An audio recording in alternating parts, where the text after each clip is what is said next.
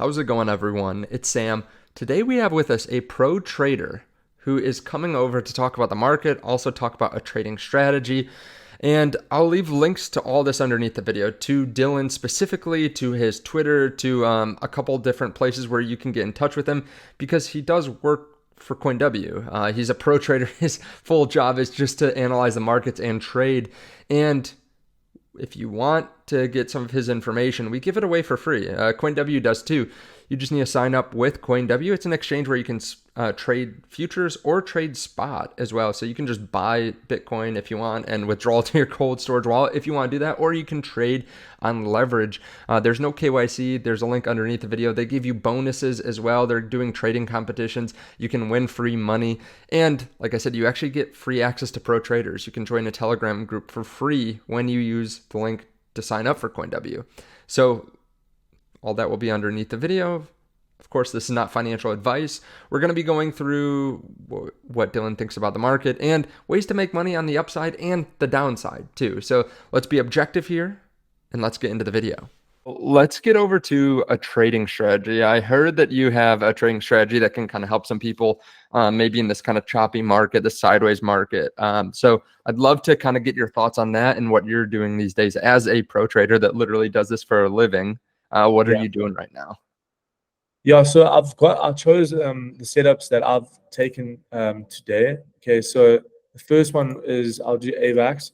So basically what I do is before when I come to the charts, right, what I do is I look at the daily time frame first. You look at the higher time frame, and what I use to actually look at like what if we bearish or bullish, I just use a simple moving average, the 21-day moving average. So this is a 21-day, okay? And basically, whenever we're below the 21-day moving average, we bearish. Whenever we're above it, we bullish, okay? So quite simple. So on the daily time frame, you can see that AVAX actually bearish. So in my head, I'm thinking, okay, I'm probably going to take shorts today because the daily time frame is bearish, okay? And then you go down to the 4-hour time frame, still respecting the 21-day moving average, okay?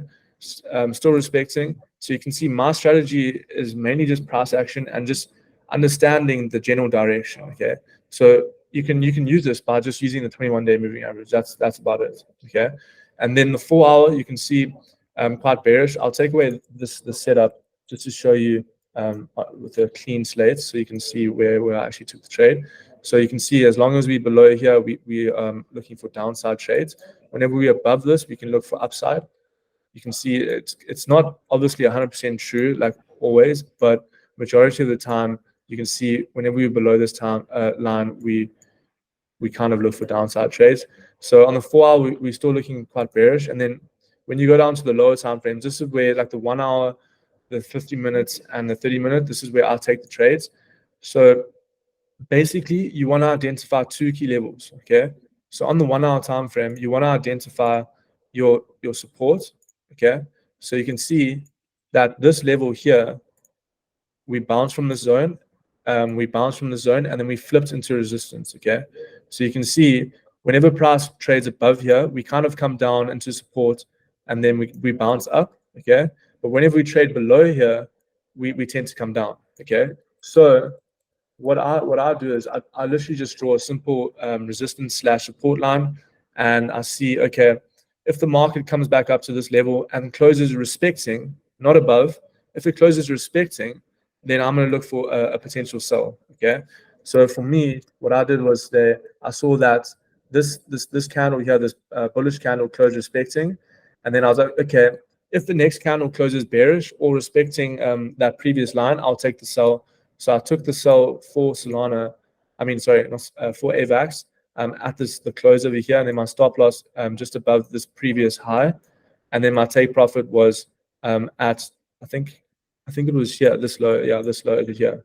Okay, so my strategy is my risk to reward is normally 1:2 depending on the stop loss level. So my stop loss will always be above the previous candle high. That's obviously we are still respecting. So this is going to be my stop loss level. And then my take profit is going to be the lows. So you can see that there's support over here. So this level we should see a bounce. Okay. So for me, strategy is, I'll go over another chart now, but it's basically identifying direction using the 21-day moving average. Are we bullish? Are we bearish? Are we below or are we above? Obviously, in this case, we've been below on the daily and the 4 hours, so we're looking for sells. Then you go down to the 1 hour and the 30-minute time frame, analyze where your support and your resistance zones are. If you're looking for sells, wait for price to come up to your resistance line, and if it respects the previous level, then you want to be looking for downside trades, okay? But if it closed above here, then this whole trade setup would have been invalidated, and I would be like, okay, market might be flipping bullish here, okay?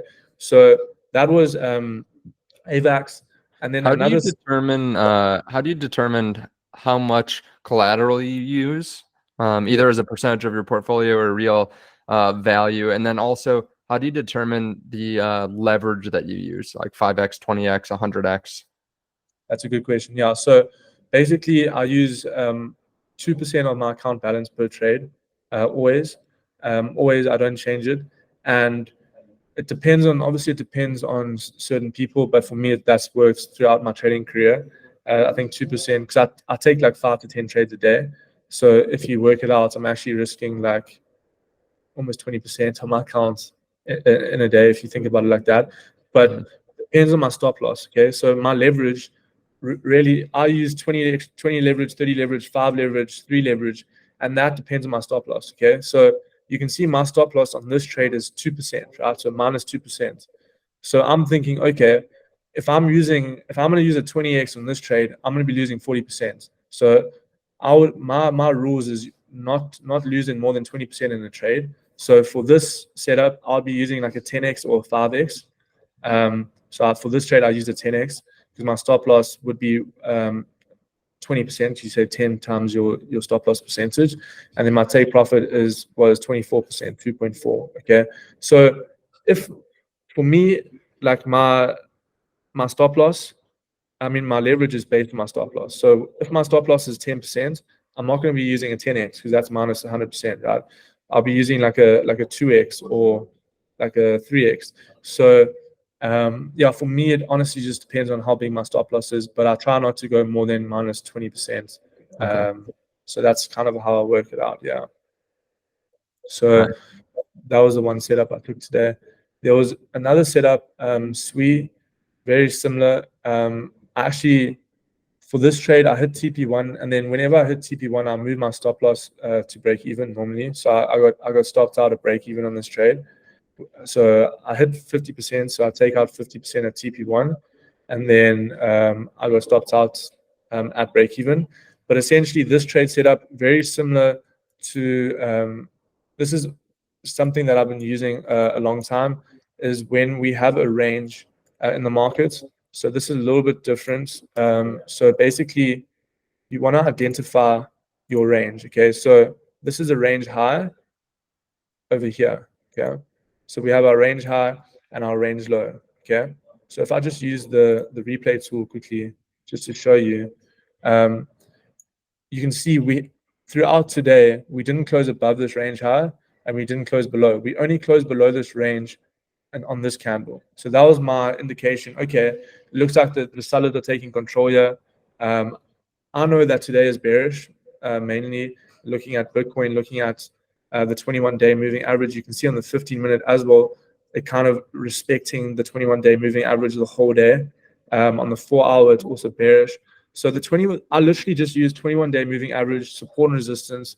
If it breaks below support and and it's respecting the 21-day moving average, I'll take sells.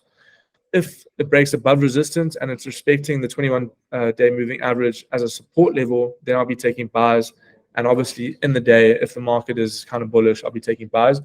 But the whole day today, I've been saying on my Twitter and everything that I'm bearish because of what the market was doing and how USDT dominance has been acting throughout the last couple of days. So, yeah, so I took the sell here for SEI, and my take profit level was, so I mean, if you look in the daily time frame, the next key level for SEI is this 0.4379 level. So we're probably going to see that within today. But I had a level, I normally have like basically you can see my second TP was over here at 0.45.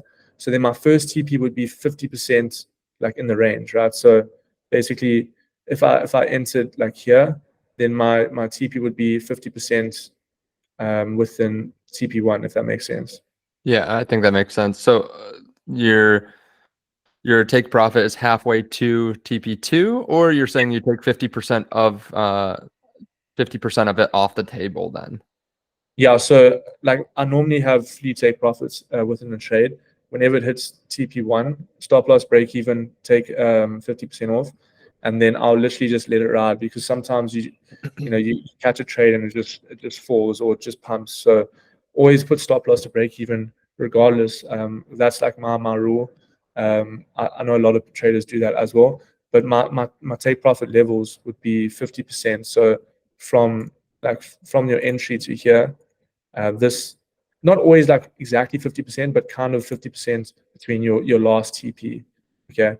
Because normally we do see price come down 50% of the TP value. It's just something that I've back tested over time. But yeah, so this type of trading setup is basically, you kind of wait for price to break support. You wait for the candle to close below. Once you get a candle closure below, you take sells back down to the lows. So even right now, this is the current price action. I mean, it looks good for sells again, because you can see the 30-minute candle closed above this level, and then now it's getting invalidated again, closing back below. So in 10 minutes time, I'm going to take another short here for SEI, because this looks really, really good. And then my stop loss just above the high, and then my take profit will be take profit 2 would be here, take profit 1 would be 50%. And my leverage on this trade, because it's my stop loss is 1.76, I'll be using a 10x. So my risk to reward is 1:3, because I'll be gaining overall 5%, but losing 1.6%. So like I said, TP is based on stop loss. I feel like this works really, really well. Because if you understand that, because TP, I mean, leverage doesn't really mean anything if you can, obviously, if you have a lot more account size, you can kind of almost take away leverage completely.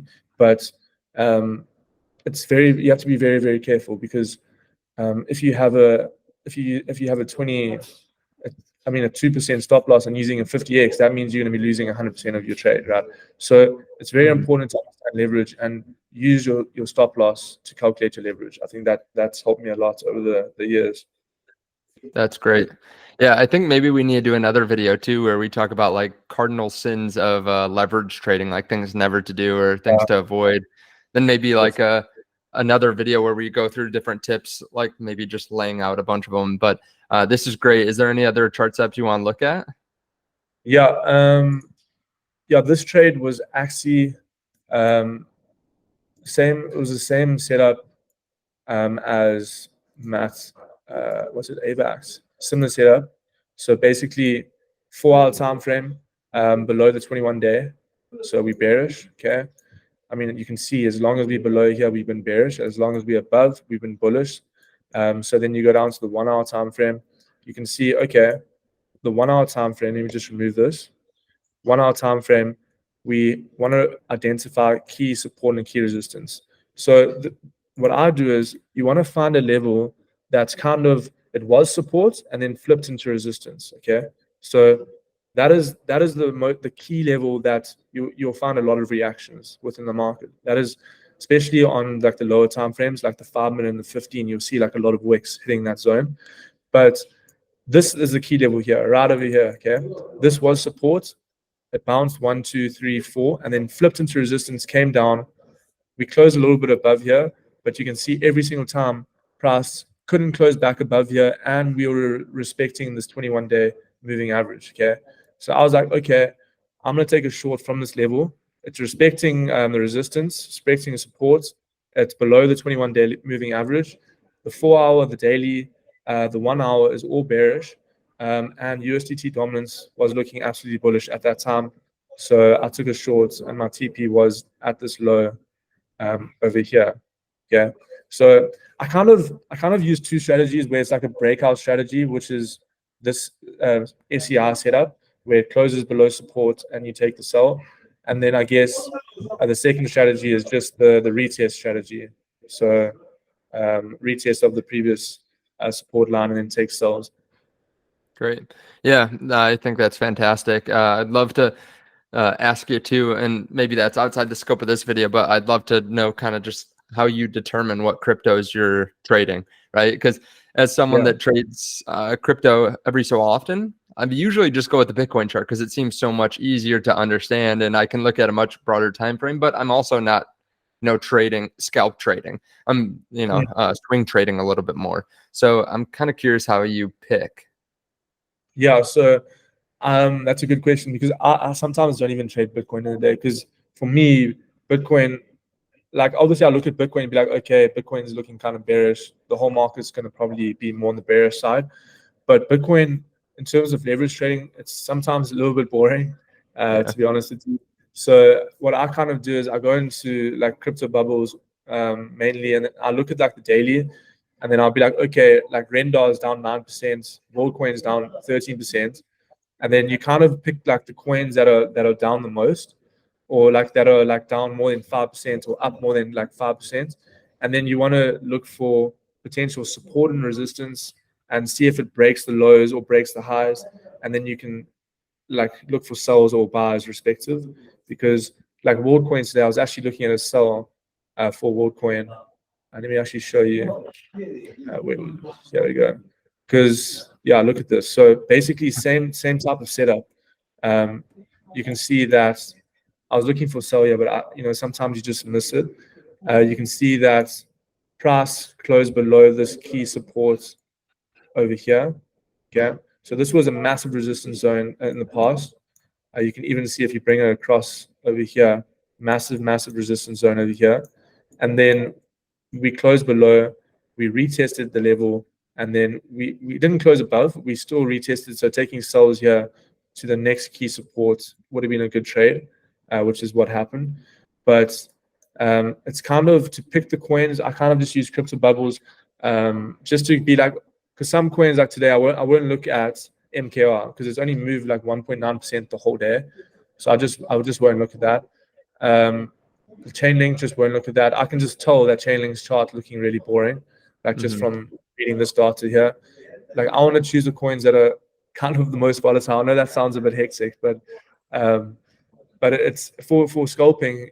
You get a lot of nice breakout trades with the most volatile coins. So obviously I have been trading for a while, so it's a little bit easier. But obviously, if you have tight stop losses, you keep your leverage clean, you're using good risk management, you can't really go negative. So, yeah. The great thing about this is too, for people that are watching, if you feel like doing this, right? If you feel like trading yourself, you can follow Dylan because we do have a trading group where he gives his chart setups, he gives his thoughts on the market and his trades. But then also, if you're someone that's really busy that can't check out the market all the time, you are also a copy trader, correct, Dylan? Yes, yeah. Yeah. So, yeah, like all of these setups today, we posted. Like I posted the SWE, I posted the AVAX, I posted the Matic. All of this was posted to the Telegram channel. So, yeah. Yeah. So if you sign up with the link underneath the video, you can get access to that trading group. We also have some other bonuses that are going on. It's all underneath the video. But if you sign up and deposit $100 and then do a futures trade, you get a $100 bonus as well, or 100 USDT bonus, whatever it is. So Dylan, thank you so much for coming on the channel. We're going to have you back on because I think we have a lot more to talk about here. So, yeah, I love being here. Thank you for having me. Yeah, definitely. Is there anything that I missed? Other places that people should follow you or can get information? Yeah, so it's just my Twitter. I mainly just post on, yeah. Okay. I do have two accounts. So like this is more my YouTube account, but yeah, I think just keep it the same account. Yeah. Okay, great. I'll get all that information and put it underneath the video as well, so everyone Okay. can go follow Dylan. And we'll leave links to CoinW into the trading group and all that underneath the video as well. Thank you so much for watching, and we'll see you in the next one. Bye.